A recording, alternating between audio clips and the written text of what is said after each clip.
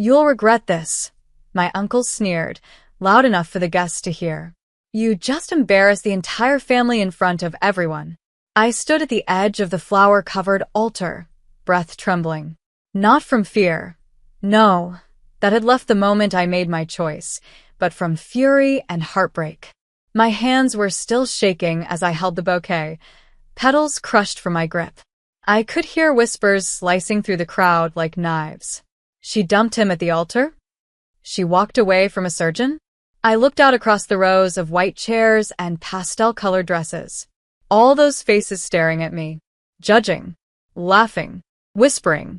Before we begin, drop a comment and tell us where are you from and from which city you're watching our videos? And after watching the whole video, don't forget to tell us what would you do in this situation? Be honest, tell me in the comments below. We read every comment. Let's begin. I wasn't supposed to say no. Not to Dr. Marshall Evans. Ivy League, six-figure salary, perfectly styled hair, and a family name that carried weight in New York's wealthier circles. But I had. Right at the moment the officiant asked me if I'd take him as my husband, I whispered, "No," and when everyone gasped, I raised my voice and said it again louder. "No. I won't marry a man I don't love just to make you all happy." Aunt Rachel stood up immediately, throwing her hands in the air like I had just spat on the American flag. "What the hell are you doing, Madison? This is your one shot." Dad, red-faced and clutching his whiskey glass, hissed through his teeth, "You ungrateful little girl. You think anyone will want you after the circus?" I slowly turned to him. "I'd rather be alone than chained to a life you picked for me." A woman in the front row scoffed. My cousin Megan. Her expression was all too familiar. Entitlement, superiority, fake pity. She's always been dramatic. Remember when she dropped out of law school for art? "Oh yeah," another cousin chuckled. "She paints sad little street murals now, right? Real success story." I said nothing, just turned away from them all, walked down the aisle alone. The same aisle I'd walked up 10 minutes earlier to applause. Now, silence followed me. I could feel my father's eyes burning into my back. "You'll regret this," he called out again, voice trembling with rage. "You'll come crawling back." I kept walking, but I didn't get far. Not 20 minutes later, just as I reached the edge of the estate's gravel driveway, barely holding my tears back, I heard it. Engines. Loud. Multiple. And then gasps. Chairs scraped. Heels stumbled over grass. Someone even dropped a champagne glass. I turned slowly, heart pounding in confusion. 10 black limousines had pulled up outside the gates, one after the other, like a presidential convoy. And then, he stepped out, dressed in a perfectly cut black suit, polished boots, sharp jawline, eyes like cold steel. His presence silenced the entire wedding. Even my father, especially my father. A ripple of confusion passed through the crowd. "Is that? No way. Oh my God, is that him?" I blinked hard. My lips parted, but no words came. Eli Maddox, the self-made tech billionaire who disappeared from the public eye 2 years ago after selling his cybersecurity firm for over $2.1 billion. And my former best friend, the same boy I'd grown up with in South Carolina before my parents ripped me away from that life and shoved me into finishing school. The same boy who once stood under a flickering porch light and told me, "One day, when I come back, it'll be for you." No one knew we stayed in touch. No one knew we'd ever been close. And absolutely no one knew that I'd sent a single text this morning, 3 hours before the wedding, saying, "I'm about to make the biggest mistake of my life."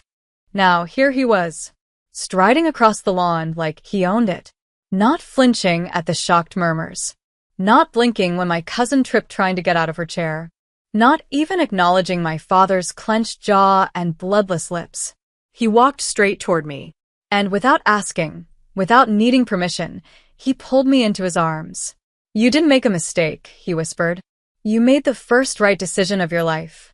And then, with the entire wedding watching, Eli turned to my father. "I'm the man she chooses," he said calmly, like he was delivering a fact. "And from now on, you speak to her like she's worth more than your ego." My father opened his mouth, and then closed it again. No words. No threats. Just shock. Aunt Rachel fainted. Someone dropped a wine bottle. It rolled under the dessert table. And in that moment, for the first time in years, I felt powerful. Not because Eli had come, but because I had chosen to burn the bridge before anyone else could push me off it. Nobody moved. Not even the damn string quartet. They just sat there, frozen with their violins midair, eyes darting between me and Eli like we'd just hijacked the ceremony and rewritten the ending. Is this some sort of stunt? My mother finally snapped, her pearls rattling against her chest as she stormed toward us. You humiliated your fiancé in front of everyone, and now what? This is your backup plan? Eli didn't even look at her. His arm remained steady around my waist, firm but gentle. She's not your pawn, he said without flinching. Not anymore. My mother blinked at him, thrown off by the tone. Calm. Sharp. Dangerous in its restraint. This is a private event, Uncle Tim barked. You can't just waltz in here with your little entourage of limos and act like. Act like what? Eli asked, finally turning his gaze on him. Like someone with the resources to buy this estate 5 times over? Or someone who actually gives a damn about Madison? Uncle Tim choked on his own breath. I thought so. I should have been trembling. I should have felt embarrassed, ashamed even, for the chaos unraveling around us. But I wasn't. I was standing next to the only person who ever saw me. Not the degree. Not the body. Not the resume. Just me. You've lost your mind, Megan hissed, stepping toward me in her strapless designer gown. You walked away from a guy who could have saved your reputation, and now you're clinging to a man who vanished off the Forbes list like a ghost. Eli smirked. Funny. I disappeared to protect my privacy. But clearly some people around here would sell their soul just to appear in a country club newsletter. That one hit hard. Megan's jaw clicked shut, and she stormed off in the opposite direction, heels stabbing the grass. I looked up at Eli. How did you even know where to find me? He gave a quiet smile. You sent me the name of the wedding venue by accident. A photo of the floral arches. I tracked it. Then I cleared my morning. You flew across the country for me? No, he said, tilting his head. I flew across the country to remind you who the hell you are. A sound escaped my throat, half laugh, half sob. And I swear, for a second, all the noise around us just fell away. Until, I demand you leave now, my father spat, stepping forward. Or what? Eli said, his voice soft but lethal. You'll call security? Go ahead. Let's see who they ask to leave when they realize who owns the company that manages this venue. My father froze. What? I bought them out 6 months ago, Eli said, like he was commenting on the weather.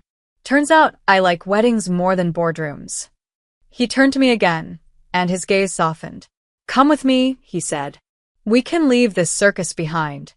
I looked around. The shattered expectations. The forced smiles.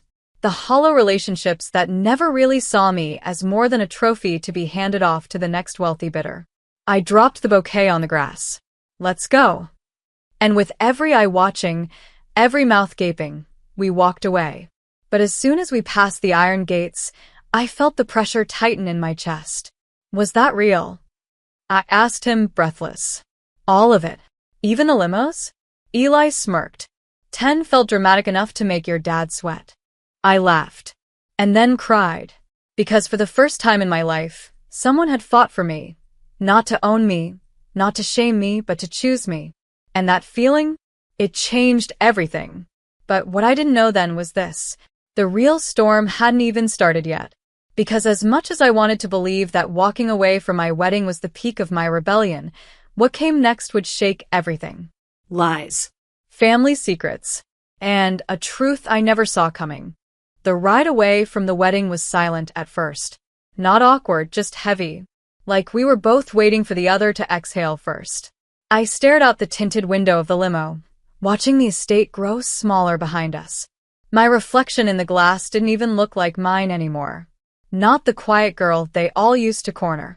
Not the people-pleaser in a stitched-up white dress. Eli sat beside me, legs relaxed, phone untouched. "You okay?" he asked gently. "I don't know," I admitted.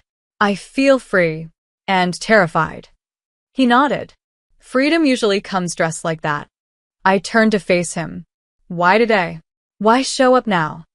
His expression darkened, just slightly. "Because I've been watching from a distance for too long. Watching them drown you in guilt and expectations. Watching you fold for them. Until that message. It broke me. That message I'd sent hours before the wedding. I'm about to make the biggest mistake of my life." He tapped the window. "We're not heading to a hotel, by the way. There's something you need to see." My brows furrowed. "See what?" "You'll know." The car pulled up to a sleek building downtown. Glass, steel, quiet elegance. We took a private elevator to the top. My heels clicked across marble until Eli stopped at a thick wooden door and unlocked it. "After you." I stepped inside and froze. The entire space was covered in paintings. My paintings. Murals I had done years ago. Small pieces I'd sold online. Even sketches I barely remembered posting. "I bought them all," he said softly behind me. "Tracked every seller. Every print. Every canvas." My hands shook as I reached out to touch a framed piece I'd drawn while crying in a subway bathroom 2 years ago. "Why?" He shrugged. "Because they mattered. Because you mattered. And no one in that family ever saw it." I turned around. "Eli, why didn't you ever say anything before?" He took a breath, walked over, and held out a sealed envelope. "Because I was waiting for the right time. But your father made sure I'd never get close again." My heart stopped. "What are you talking about?" He looked me in the eye. "He threatened my mother. Told her if I ever contacted you again, he'd sue her for defamation and destroy her career. She was a schoolteacher, Madison. He didn't care. He just wanted you to marry someone suitable." Tears burned in my eyes, but they wouldn't fall. I opened the envelope. Inside was a photocopy of a letter, with my father's signature. "Do not contact my daughter again, or I will make sure your family loses everything. She has a future beyond dirt-poor nobodies like you." The breath rushed out of me. "I didn't know," I whispered. "He told me you ghosted me, that you moved on, that I was nothing to you." Eli shook his head. "I wrote to you every week for 2 years. He must have intercepted them." I clutched the paper, nausea rising in my chest. "Why would he do that?" "Because your independence scared him," Eli said. "Because if you loved someone on your terms, he couldn't control the outcome. And your family, they only value control." My legs gave out. I sat on the couch, the letter trembling in my hands. Everything made sense now. The way they pushed me into law school. The way they crushed my art. The way they paraded Marshall like a prize pig at every family dinner. They were never protecting me. They were grooming me to be silent. And Eli? He'd been the one thread of truth they tried to cut. "I don't even know who I am anymore," I said into the silence. "You do," he said, sitting beside me. "You're just meeting her for the first time." I laughed through a tear. "She's kind of a mess. She's kind of magnificent." We sat there for what felt like hours. No pressure. No timeline. Just truth. Until my phone buzzed. A message. "Dad, come home. We need to talk." Followed by another. "Mom, there are things you don't know. About your inheritance. About your grandfather's will. You're making a mistake, Madison." I stared at the screen. "I think they're hiding something," I said. Eli didn't look surprised. "I know. What do you mean?" "I hired someone a few months ago," he said, handing me a second envelope. "To look into your family's financial records." My heart dropped. Inside were bank statements. Assets moved. Trust funds drained. Properties sold. Under my name. But without my consent. "What the hell?" I whispered. "They've been funneling money from your trust for years. Your grandfather left you more than you realize." My ears rang. Everything I thought I knew, every dinner, every birthday, every forced smile, it was all covering something much darker. This wasn't just a wedding I'd walked away from. This was a heist. I stared at the documents in my lap, my name printed next to account numbers I'd never seen. Transactions made without my knowledge. Loans I never took. Properties I didn't know I owned, then mysteriously sold off months ago. My trust had been raided. By my own family. I trusted them. I whispered, my voice dry. I trusted them with everything. Eli sat quietly beside me, letting the weight settle. They thought you'd never question it, he said. As long as you stayed under their thumb. My phone lit up again. Another message from my father. Whatever he's told you, he's lying. Come home, now. This is still your family. I almost laughed. Still my family? Family doesn't steal from you and lie for years. Family doesn't sell off what's yours while making you feel worthless. I stood up, adrenaline surging. I want answers, I said. I'm not letting them get away with this. Eli nodded. Then let's go get them. We didn't call ahead. We drove straight to my parents' house, the same house where I'd grown up believing they had my back. I walked through the front door without knocking. They were all there. My father, pacing with a drink in his hand. My mother on the couch, looking up like she'd seen a ghost. Uncle Tim and Aunt Rachel stood by the fireplace, stone-faced. You need to leave. My father barked at Eli the moment he stepped in behind me. No. I cut in. He stays. We all need to talk.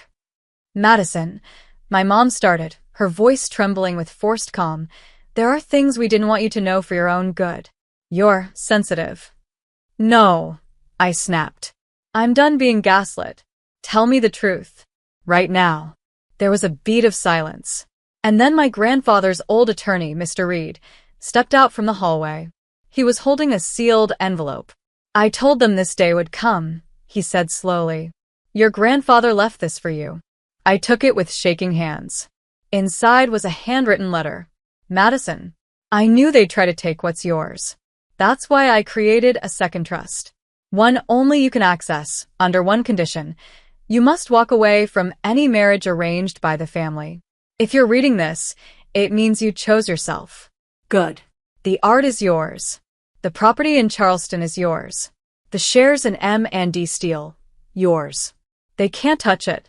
Now go build something they can never steal. Grandpa. I couldn't breathe. My father's face went gray. Is this a joke? Uncle Tim snarled. It's legal, Mr. Reed said coldly. And effective immediately. They all started talking at once, loud, panicked, desperate. My mother tried to reason, my father tried to threaten, and my aunt accused me of manipulation. But I wasn't listening anymore. I looked at Eli, then at them. I see it now, I said. You never supported me. You supported who you thought I should be. And when I didn't fit that mold, you tried to cut me out. You're turning your back on your own family, my father hissed. No, I said firmly. I'm turning my back on abuse. Then I turned and walked away. They didn't follow me. They couldn't. Because for the first time, I wasn't afraid. The sun was setting when Eli and I walked out of that house. I didn't look back. Not because I wanted to pretend none of it happened, but because I finally understood I didn't owe them anything. Not after the years they spent trying to shrink me into someone they could parade around and control. In the back of the limo, I opened my grandfather's letter again, his handwriting steady, even at the end. His words weren't just legal instructions, they were love. The kind of love that sees you for who you are, not who the world wants you to become.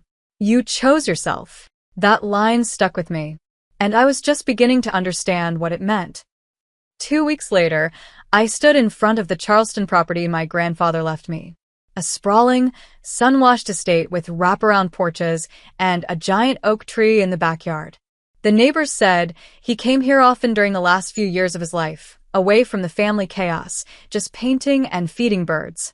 Inside, I found more letters, sketchbooks, even old photos of me as a child, drawing on the floor while he worked. He believed in me. He always had. I spent the next few days getting everything in order. Ownership transfers. Meeting with the attorney again. Quietly pulling the remaining control of the steel company shares he left me, shares my family had no idea were never in their name. The final blow came during the board meeting, where my father still held a ceremonial seat. He walked in confidently until he saw me, at the head of the table. The board members stood up, one by one. Not for him. For me. Madison Wells, the chairman said, extending a hand. Majority shareholder. My father's face crumpled as if the truth had physically punched him. This is a mistake. She can't. She can, the chairman cut in. And she did. I didn't say much. I didn't need to. I let the silence deliver the truth. Everything they stole. Every dollar. Every insult. Every ounce of control. All undone. Because my name was on everything now. A month later, I held a small art exhibition in that Charleston estate. No press. No headlines. Just music, candles, soft lights, and people who saw me. Eli stood beside me, his arm resting around my waist like it belonged there. Feels good, doesn't it? He whispered. I smiled. Feels like breathing again. He leaned in. You ready for the next chapter? I nodded. Because I knew now. Revenge didn't always come with shouting or slamming doors. Sometimes it was quiet. Calm. Powerful. Sometimes revenge looked like peace. And for the first time in my life, I had it. On my own terms. With my own name. And no one could take that from me ever again.